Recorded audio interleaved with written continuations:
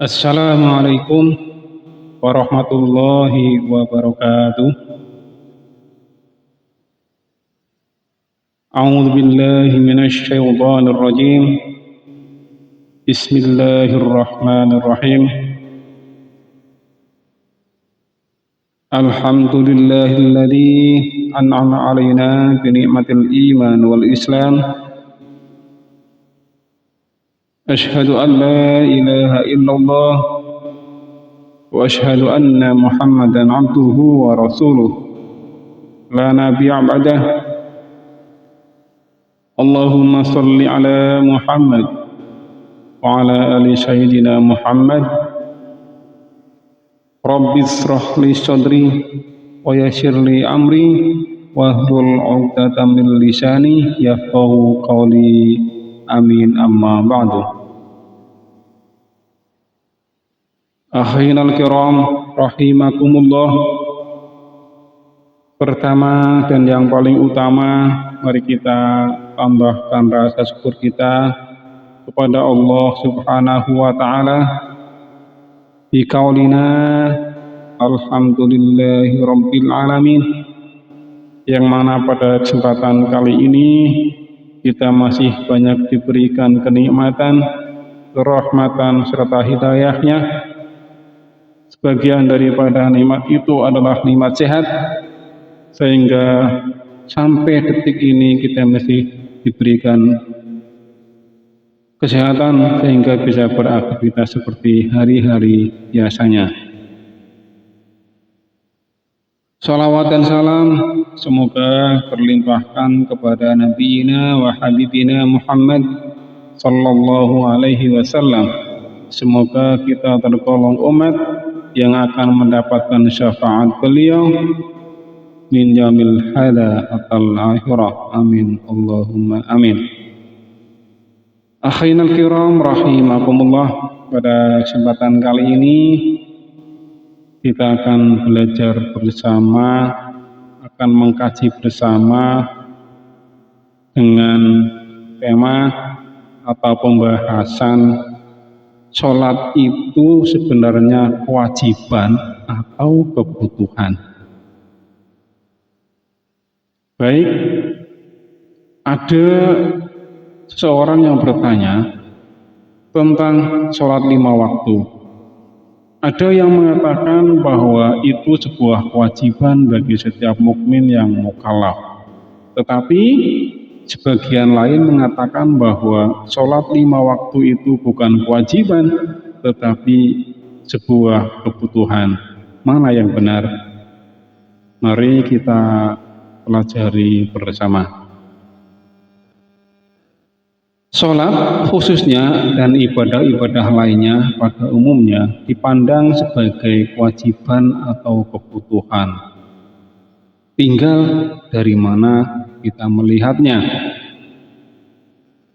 Dilihat dari segi hukum, ibadah itu adalah kewajiban dari Allah Subhanahu wa taala untuk dilaksanakan oleh hambanya. Menurut ilmu usul fikih, setiap perintah yang disertai sanksi bagi pelanggarnya, maka itu hukumnya wajib.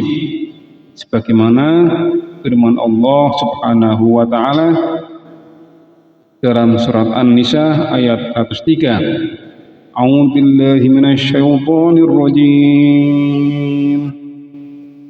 Bismillahirrahmanirrahim. Faqimus shalah inna sholata kanat 'alal mu'minina kitaban mawquta. Maka dirikanlah sholat, sesungguhnya sholat itu adalah kewajiban bagi orang mukmin yang ditentukan waktunya. Quran surat An-Nisa ayat 103. Kalau kita cermati perintah sholat dalam Al-Quran sebagaimana disamakan dengan zikir, atau sebagian juga bisa disamakan dengan sebuah zikir seperti qad aflaha man tazakka wa dzakara isma rabbih fa shalla Sungguh beruntung orang yang membersihkan dirinya dengan zikir kepada Allah, kemudian sholat. Ini terdapat dalam Quran surat Al-A'la ayat 14-15. Hal itu juga disebutkan dalam surat At-Taha, dan surat Al-Ankabut. Perintah Allah atau perintah sholat itu kadang dibarengkan dengan urusan zakat. Sebagaimana firman Allah, waqimus sholat wa atuz zakah, dan dirikanlah sholat serta tunaikanlah zakat. Surat Al-Baqarah ayat 110. Terkadang juga perintah Allah Subhanahu wa taala itu dibarengkan dengan kesabaran. Kadang dibarengkan dengan ibadah. Dilihat dari nilai atau hikmah sholat, maka sholat adalah kebutuhan bagi manusia. Seperti dalam firman Allah surat Al-Ankabut. A'udzu billahi minasyaitonir rajim. Bismillahirrahmanirrahim. Inna salata tanha 'anil fahsya'i wal munkar. Sesungguhnya salat itu bisa mencegah diri dari perbuatan keji dan mungkar. Kebaikan atau hikmah dalam salat itu sesungguhnya merupakan kebutuhan bagi manusia hidup. Seperti ajaran disiplin waktu, menegakkan keadilan, memperoleh kesehatan lahiriah dan batiniah, menghambakan diri kepada Rabbul Alamin, dan sebagainya. Akhirul kiram rahimakumullah, tentu kemaslahatan sholat dilihat sejak wudhunya. Sholat jamaah, kebaikannya itu merupakan kebutuhan manusia, atau juga bisa disebut sebagai kewajiban manusia untuk mencari dan memperoleh kemaslahatan. Akhirul kiram rahimakumullah, di samping itu sholat sebagai kewajiban atau kebutuhan itu adalah sebagai pencari solusi agar sholat itu dilaksanakan dengan sebaik-baiknya. Kalau dilihat dari sudut kewajiban, memang kesannya adalah menimbulkan beban. Padahal manusia biasanya menghindar dari beban. Kalau dikatakan sholat itu sebagai kebutuhan, itu mengandung kesan ringan.